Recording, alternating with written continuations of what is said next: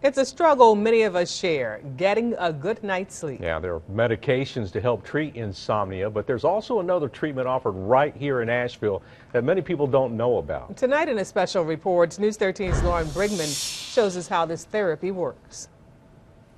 It's a common problem that people struggle with every night. I woke up at 2:30 and I was wide awake. I'm happy if I get about 4 to 6 hours of sleep. I don't sleep very well, but probably 5 or 6 hours a night. Insomnia is actually very common here in Asheville, as it is nationally. It's really the most common sleep disorder, and it probably affects somewhere between 50 and 70% of people. Dr. Elliott Exar with Mission Health Sleep Center says the most common form of insomnia is short-term or transient insomnia as a response to a stressor or life change. He says it usually lasts no more than 2 weeks. Chronic insomnia, on the other hand, can last months or even years. So what are the treatment options? There are many different medications that people take to help them sleep. Melatonin, for example, is one of them, but there are other over-the-counter preparations. The side effects of those medications can cause more harm than good. Especially prescription sleep medications, but even non-sleep medications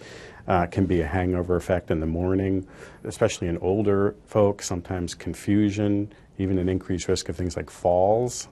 So it's not something to be taken lightly. For those who don't want to pursue the route of medication or supplements, the Cognitive Behavioral Therapy Center of Western North Carolina provides an alternative. You're learning skills.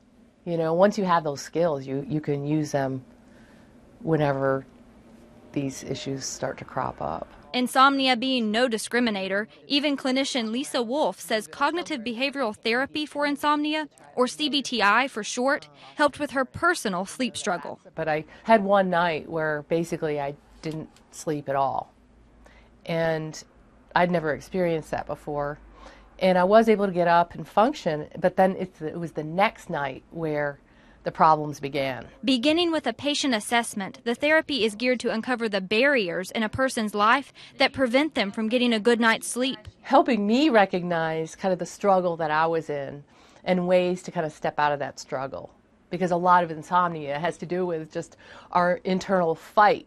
CBTI is really a package that includes a variety of interventions, but many of the individual interventions that are part of the package have been studied and known since the 1950s. The concept around for years, but utilized by few locally, possibly because of how people view insomnia. Often it has been viewed as a symptom of another illness. By utilizing CBTI to treat insomnia, therapists say between 2 to 8 sessions will mean better sleep for most. Cognitive behavioral therapy and sleep medications are roughly equivalent early on. It looks like the benefits to cognitive behavioral therapy are longer lasting. So overall, that's considered actually a better therapy. And how do you sleep now?